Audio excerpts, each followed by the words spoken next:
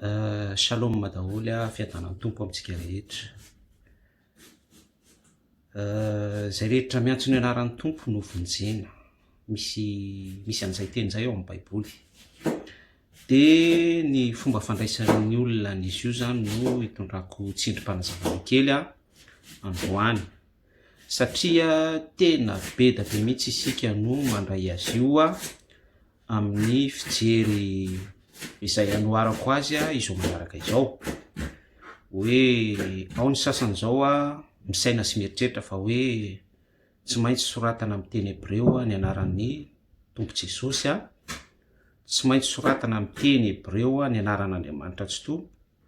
Ohatra hoe Tompo Jesosy zao de hoe Yesoa Masia, ny an'ny sasany Yahoshua, ny an'ny sasany Yahoa, Andriamanitra tsy to Yahweh Elohim, El Shaddai sy ny sisa rehetra.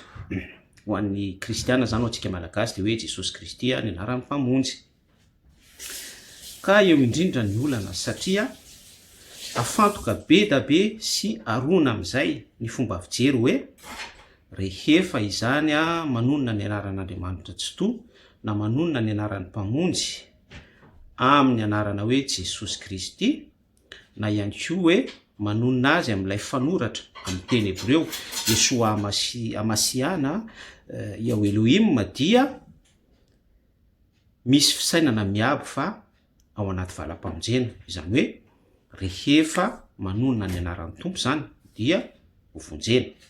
Araka ilay pioba hitondrako tsindrim-panazavana eto hoe zay rehetra miantso ny anaran'ny tompo Jesosy, miantso ny anaran'ny tompo Yahweh Elohim, miantso ny anaran'ny tompo Yesoa Amasiha no vonjena. Fa tsy izay le izy, tsy izay le izy. Eno tsara izao fanazavako manaraka izao.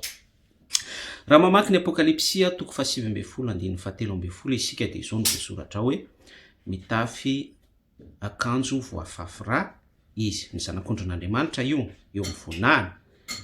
De tsy izay zany fa Jesosy Kristy.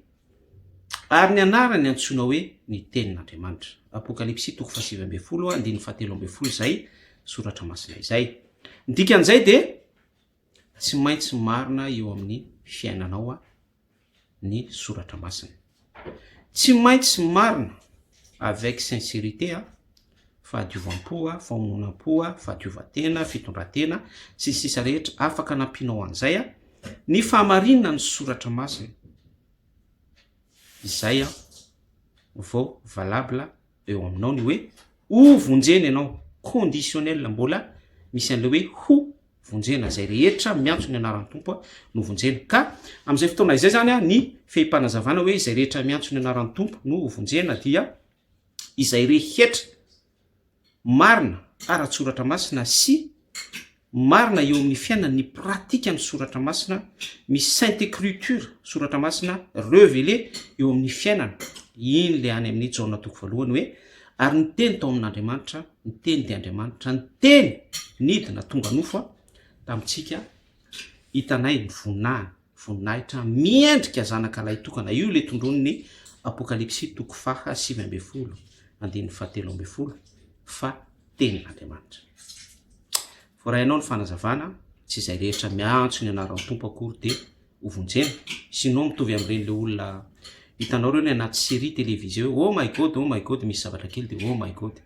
Lasa ireny ny cas de figure misy anao fa tsy ity pub izay ampitaiko aminao ity hoe zay rehetra miantso ny anaran'ny tompo no ho vonjena.